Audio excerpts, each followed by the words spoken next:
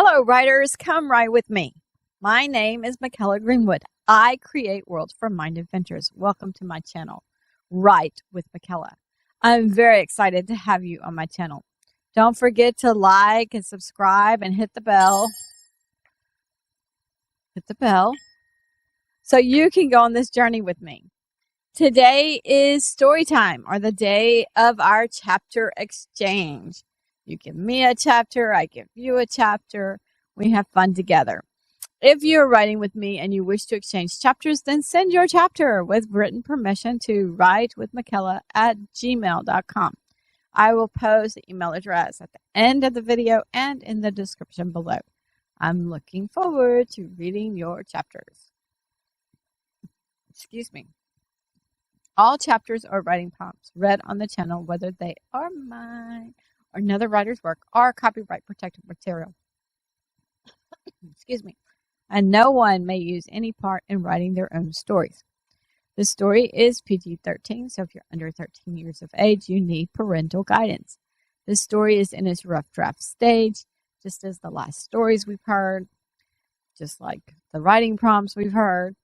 The title of this story is Elloni's Pride, and today we are reading Chapter 22 out of Book 3.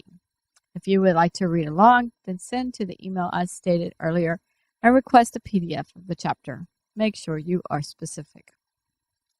Now let's start. Elloni's Pride, Book 3, Gaining Freedom, Chapter 22, Release and Battle. Kasher's group flew a little east to avoid the enemies coming toward them. Seeing the numbers spooked Kasher and Sir Bradley, but they headed to the cave. They were a little nervous about landing, but Kala thought with Kasher that her group was already inside the cave. Soon Kasher and Sir Bradley joined them, and they spread out the pouch, and Kasher released the charm. They saw the red dust again, and Nelly said, "No, don't do that." Nelly headed for Libya, but Kasher caught her up. "You don't like the red dust, do you?" Kasher asked. Nelly shook her head. "Well, this time it means that Libya needs magic. Will you sit with me and send magic to Libya?" asked Kasher. Nelly nodded, and Kasher sat with her in his lap. Kasher whispered the words in Nelly's ear, and Nelly repeated them. Sir Bradley shook his head and motioned. Quietly he said to Kala, "Those are some awful pictures." Kala glanced at Sir Bradley, and then she looked at the dust. The two from Volseros group also looked on. One grew sick to his stomach, so he walked out of the cave to throw up. Once the trackers landed, they easily found several tracks and knew immediately there were several hundred tracks. They felt certain that these were the people they were looking for. They didn't stop to calculate how many people versus how many dragons there were to transport people, because they just assumed it had been several trips. The soldiers hoped that since it seemed to be so many people, that maybe there would be some people still left, and they could capture them and bring them back to the kingdom, like they normally did. The witch that cast the charm was not sure about things. She felt they had passed the person she was tracking, but she saw the trackers following Prince, so she kept her mouth shut. She kept her mouth closed. She didn't like the man, or husband, and she had never liked casting the charm for him, but he was wealthy, and she had always needed the money. She glanced at the king's witch to see what she thought. Then suddenly she felt a sharp pain in her arm and in her heart, as she knew somehow the woman was disputing the tracking charm, something she had hoped for the first several times, but the woman didn't seem to have access to her magic. Now, to get the pain to stop, the witch just had to release the charm. The release would be easy, because she herself had her own reasons for release. The witch glanced around, and the trackers were reading the tracks. This would be a good time to release, because she had led them to tracks, so the man couldn't accuse her of anything. She glanced at the king's witch, and the king's witch was eyeing her. The king's witch stepped closer and whispered, "The king does not believe in buying women. He wanted to know where the people were, and you have led the soldiers to them. So your service is complete. I see your pain, and I will say nothing." The witch was not sure. But with her health as it was, she didn't want to keep the charm unnecessarily. So she released it. Nelly sent magic to Libya 3 times. And on the 3rd time, she just fell over. Kosher hoped she had said the correct words at the end, but he didn't think on that long as a great swirling of red dust rose up out of Delphia, Dazia's sister.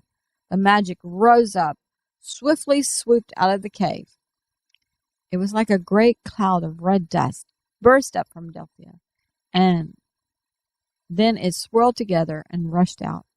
The dust didn't even pause to assess the daughters, like Libya said might happen. Kosher was glad because he didn't want his sister Libya to have to cast the charm on one of the daughters. Everyone in the cave just watched it go, and they stayed staring for a few minutes. Delphia felt exhausted, and she couldn't stop her tears from flowing. All of the girls with her were scared, and they were trying to hug her. Kala looked up suddenly. "We have to help Renacia and Manshita. The enemies have turned back and spotted them." Kosher looked at his sister. He thought with his mother and asked if the 2 linkers were with her group, and she thought in return their mission. Kosher looked at Sir Bradley and said, "Help my sister help them." "We will help as well," stated Kabul, one of Volsarath's sons, and Volsarath agreed. Libya, Kala, Volsarath, and his three sons and the other 2 members of his group headed out of the cave. That left Delphia, her daughters, Nelly, and Kosher. Kosher didn't think he could protect that many, but he would try to think of something to do. By the time they got out of the cave, they could see Dranesha and Manshita flying towards them, and they looked a bit panicked. They were somewhat relieved when they recognized Kala. Only 7 of King Maltaron's 200 soldiers had mounted the dragons to pursue the 2 young maidens, but as they saw Kala's group ahead, they blew a horn. Kala quickly created a conference and thought to everyone, "We've trained for this. We fight the 7 and turn invisible before anyone else arrives." Volsarath didn't know their training, but he had trained his linkers, so they would do what they knew to do, and he would watch the 4 maiden linkers. King Maltaron Damontade's soldiers near the cave north of the long and wide mountain ridge heard the horn, so they mounted up, but they left the 2 witches and the trackers. They headed back towards the south, the direction they had seen the maidens flying. King Maltaron Damontade's soldiers in Stropford Kingdom also heard the horn, but weren't sure what it meant, and thought perhaps it meant the soldiers and trackers had found people, and they would be bringing them in, so all they had to do was prepare the prisons. But they had already called in a locksmith to test the locks or replace them because somehow the previous prisoners had escaped, so they felt either the locks didn't work or the prisoners somehow had keys. Once the locksmith told them that all the locks worked, then they told him to make more locks. So the locksmith went to the blacksmith to help make the new locks. The soldiers would just have to figure out how to lock the prison doors until the locksmith replaced the locks. But they could always divide themselves into 3 groups and have a patrol in the prisons all day and all night. In a vision, Libya had seen Hagar grow extra large and breathe fire. She did not know it had been a vision. She felt she had seen it with her eyes. But now she glanced over to Dranesha and knew Dranesha's dragon, Crumpet, was a fire dragon. She thought with Dranesha that once she and Manshita turned back and joined them to say the size charm, as she sought the words to the charm and the extra word of Vitritmar to give her dragon. Dranesha didn't really process the charm. She just said it along with doing some of the maneuvers they had practiced. She turned Crumpet back to fly with the others, and she glided a little ahead of them. Then she received the thoughts to say the charm she received. She did, and Crumpet grew to be 300% his size. She used her link with her dragon and thought the word. Crumpet used the word and breathed his breath. Balsaroth, his sons, and his groups had slowed the dragons at the sight of the colossal dragon. Their eyes were wide. Then they felt the great heat from the dragon. Next, Libya made Elloni 300% her size, and Libya gave her the word Venushuima to enhance her wind. The wind blew through the flames and caused them to grow even larger and envelop the enemy dragons with their riders. Kala was thinking with everyone to circle back away from the flames. The 7 enemies tried to turn back, but the flames overtook them. The 7 soldiers fell from their dragons, and the dragons were flying very unstably, until they too were falling from the sky.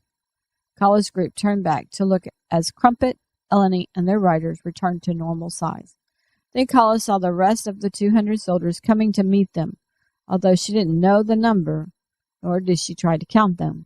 But they were close, so they needed to turn invisible quickly.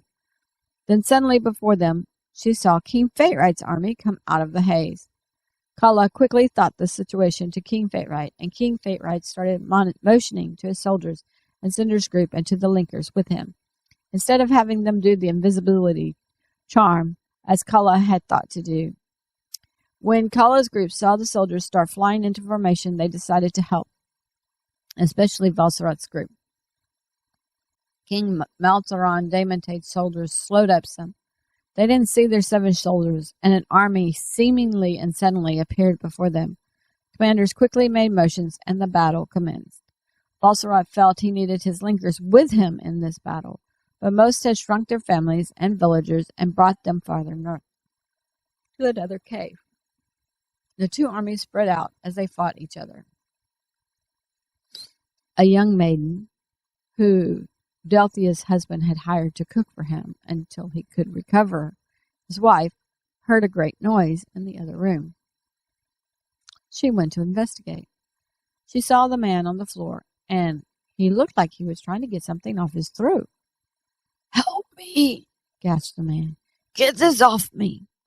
The young maiden saw nothing on him. As she glanced around the room, it looked like the man had knocked over a whole bunch of things when he had fallen. The young maiden gathered up her skirts and rushed out of the house. She ran to Rashkalf, and by the time she reached his home, she was out of breath. Rashkalf raised up from eating a late breakfast. "Who? Where?" he asked. The young maiden pointed, and she tried to say the man's name, but she still hadn't caught her breath. She tried again. "Drevnor," she breathed. "He's gone mad. He fell and knocked over a bunch of stuff, but he thinks there's something around his neck choking him." Rashkalf normally took off right away, but he paused when the young maiden said Drevnor had gone mad. With the next statement, he glanced at his wife. "I'll get some soldiers," stated the wife. So they both rushed out of the home, with Rashkalf heading to Drevnor's home and the wife heading to the castle. Sylvie's group could hear the roars of the dragons, and they discussed what they should do. It sounded like a lot of dragons, and King Faterite hadn't trained most of the women in combat, only the linkers and Cinder's group. They knew the 2 linker girls had gone behind the 200 or so dragons to see what they were doing. Hopefully the soldiers hadn't spotted the girls, but if they had, surely it wouldn't cause that much noise. Something more must be going on. Sylvie thought with caution to find out why he asked about the 2 linkers, and she learned that Kala, Libya, and a few others were going to help them. Still, she didn't know what to do. Kempton said, "Let me think with King Faterite. Maybe I should use the haze and get everyone home." "We can't just leave Drenacia and Manchita out there," stated Sylvie. "We counted 200. Kala and Libya can't handle that many. I don't know the people who are with them, but it was a group of 10, including Drenacia and Manchita. 10 against 200 is not..." I know, Mom, stated Kempton. But maybe I get you home, and then I use the haze to return with some of our people. The quicker we leave, the faster I can return. Sylvie sighed. She must think with King Fate-Ride then. King Fate-Ride fought and watched the battle at the same time. He was well pleased with the soldiers, Cinder's group, and the Linkers. But he also realized that these soldiers they fought now seemed to have a little more skill than King Damontade's soldiers. He paused only momentarily as he thought King Damantade in the north, because he realized these soldiers probably belonged to King Damantade in the south, King Damontade's brother. King Fate-Ride shook his head to himself. He felt he had seen some Linkers he didn't know, and Kala had thought he was correct. She had thought where the rest of them were. Then King Fate-Ride received thoughts. I don't know where you are or what you're doing, but I urgently need advice. The thoughts continued, and King Fate-Ride learned that it was Kempton, where Kempton was, and who Kempton was with, which he had known some of it, but now the information was connecting. He thought in return that they had come out of the haze in the middle of the battle that Kempton was thinking about, so Kempton should use the haze and go home, but to remember the haze did peculiar things. Thus Kempton's group needed to be prepared to come out in their battle. King Fate-Ride focused back on the battle as he blocked a blow from a soldier, and he saw two more flying in toward him. But that's what happened when you wore the king's armor. More would target you. He blocked the second, and Commander Kupchak blocked the third. Now 3 more were flying in. Kala suddenly had the image of a rope net in her mind, and she knew the words for rope. When they had first gathered together, they had learned the words for wood, and then grasses, and then other things. But Broman wanted to know rope. She hadn't known why, and Broman had given a myriad of reasons. Now Kala had her own reason, and she remembered the word. Kala saw a group of 5 enemies together, so she said the charm, and a rope net appeared in the air before them. King Fate-Ride glanced over his shoulder as he tried to figure out which Linker had done the rope net. He wasn't sure, but he was glad because the group of 5 was heading towards him and his soldiers that were flying in proximity. Browser saw the net and thought it was a good idea, but he didn't remember the words for rope. Soon everyone saw a wooden wall hanging in the air, and several dragons flew into it, and wood spewed everywhere. Several soldiers raised their shield and ducked, but Linkers and those from Cinder's group had their dragons veer away. Afterward, everyone looked at Browser because they felt he had done both charms. Several shouted to Browser that the rope net charm was better, so use that one. Browser shook his head to himself. He didn't know the word for rope, but he focused back on the battle. He had helped train many Linkers, and he knew them, where other people knew fewer. He hated seeing them fall to the enemy's blade. Granted, he didn't like it when he saw one of Cinder's group fall or one of the soldiers fall, but he felt a little more responsible for the Linkers. He felt he should have trained them better than he had. Kosher finally thought that he could shrink all the children, Delthea and Nelly, and he could leave. He didn't think he could do the protection charm over the cave. That would also disguise the cavern entrance. He felt only Libya knew that one, and she was in a battle. He thought perhaps Sir Bradley could give him the haze charm, but Sir Bradley was in that same battle. Finally, he thought with Felicity to see about getting the charm. The Linkers had their skills, but they also had their charms, so they started enlarging themselves and their dragons and using the dragon's special breaths. Some shrank down and then grew back to size. King Maltaran Damontade's soldiers felt very disoriented in this battle. The dragon would grow big in one place and disappear in another. Moreover, it seemed like the enemy soldiers were also using charms, and not just the Linkers. Many commanders thought to break off because they were losing too many soldiers. The problem was that the enemy was between them and their home. So there was also the thought to blow the horn again and get some aid. They were close enough. The sound of the horn should carry to the kingdom. Balsarat knew his enemy well enough to guess that they wanted to regroup, or they wanted to fly home for reinforcements. So he thought that to Kala through the conference. He also thought that if they did break off, then perhaps he could get to his linkers to return and help them. Kala relayed the message to King Fatewright, but King Fatewright thought in return that circling around to the other side of an enemy was much easier on foot than it was on dragonback. Elloni thought with Libya through their link, but the rest of the dragons on their side were getting the thoughts, including Valsarat's group's dragons. Elloni thought maneuvers which she had dreamed about. Libya and Kala looked around and could see the golden dust.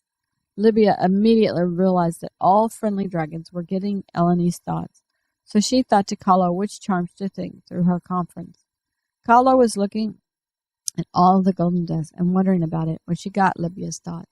She immediately sent instructions to all in her conference. Elloni could feel the wind along her wings, and then she knew when to start her maneuvers. Several dragons immediately followed her lead. Linkers and soldiers and Cinder's group were instantly casting charms to stay on.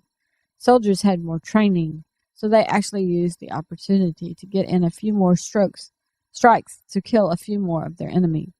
King Fatewright didn't like his losses, but his soldiers had used their opportunities when the Linkers had used their charms on their dragons, and they had killed more of the enemy than the enemy had killed of them. He himself was ready to signal to turn invisible and head off, because flying out of the haze into battle was not an ideal situation. Then King Fatewright smiled to himself. He could hear Soflin telling him that the enemy couldn't have been any more surprised than that. He shook his head to himself. The haze was not a charm he wanted to cast, but he was sure his wife's thoughts were correct, and exiting the haze could not have surprised the enemy any more. That was a huge advantage. King Fatewright started sending thoughts to several to turn invisible, and then to circle around to the other side of the enemy, in case the enemy did indeed want to head home.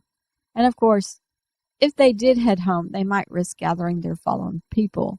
He, however, didn't know how close they were to the southern enemy's kingdom. Otherwise, he might have thought about them blowing the horn. King Maltaron Damante's soldiers didn't know what was going on when their enemy seemingly disappeared. But then someone at the back of their troops blew a horn. They realized they had enemy dragons on both sides of them. They started fighting harder. The soldiers in Stratford Kingdom heard the horn again, so they rushed to mount their dragons. It would take time, since the soldiers had to place the riding gear on their dragons, and several soldiers that usually helped them with the gear had gone to see what was going on with Drevnor, because the king was curious as well, since he knew Drevnor was the reason the witch had cast her spell. Kusher exited the cave with the people in his pouch and his dragon in his hand, but he saw all the fighting above. He didn't think he could fly into the haze so close to the battle. He certainly didn't want the enemies to enter the haze with him, but he had 3 hours for his charm, so he had to do something. He turned himself and his dragon invisible and climbed up the mountain a little way, set his dragon down and enlarged him. He still couldn't see him, so he felt around until he found the stirrup to climb up. He smiled to himself a little as he remembered Libya and Lydia both telling how they thought a saddle was called a saddler. Kosher had his dragon Steinston fly west, and they flew west some. Then Kosher would try. After they flew west some, then Kosher would try to the haze charm. He was still repeating the charm in his mind, but he didn't feel like he had all the words. It seemed like he was missing a phrase, maybe 3 words, but he couldn't remember the words, especially since he couldn't translate them. After he flew a little way, he suddenly couldn't see anything around him. He dropped his invisibility charm, but still he couldn't see anything. He thought with his dragon what was going on, but Steinston didn't know for sure. They both thought it was similar to the haze they were in when they were with Libya and looking for a new home, and they both knew Kosher planned on casting the charm. So Steinston thought perhaps Kosher remembered 3 words. They relaxed for now. Trenton didn't like how ferocious the enemy had become. and he was glad that Aldemnia was at home with her daughter. Then he remembered that Roman and then Wouter had just named dragons. Of course, those dragons didn't know their names, but it was his best thought. So he started naming dragons and casting a charm to make them small. Then he had his dragon cast a charm, to chain the dragons to the ground. Things seemed to work, so that finally all King Fate-Right's people and his new allies were on the same side of the enemies. This tactic severely alarmed King Maltaron Daematade's soldiers, so they started flying home, and they left the soldiers and dragons chained to the ground without flying over them to protect them. They didn't know how to fight such a thing. King Fate-Right thought with Jarvis and asked if the tailors could get their fallen people and dragons. Jarvis at first was going to think yes for the people, but no for the dragons. Then he realized the tailors could shrink to the size they needed. So the tailors detached from the dragons and gathered the people and dragons. Browser had thought with Hoshman and had received magic from him, so he was ready to cast the haze charm once the tailors reattached to their dragons. No one really knew what Browser planned, but King Fate-Right realized moments before, so he frantically thought to Browser not to include the enemies or their dragons in the charm. Then no one could see anything. King Fate-Right thought and hoped to go to Kalmesh Kingdom and not to the mountains. They could check on everyone and make sure they didn't bring enemies with them. King Maltaron Daematade's soldiers from the kingdom saw their soldiers flying back, so they slowed up. A couple of the commanders discussed things, and they decided to land in the kingdom and to plan things and discuss things better, but they would leave their gear on their dragons, and a few would fly patrol around their kingdom while they met with the king and his advisors and discussed things further. Okay, writers, that is the end of chapter 22. Leave a comment on what you think of the haze charm now. Would you ever use it if you could? Leave a comment on what you think happened with Kasher. Did he cast the charm himself?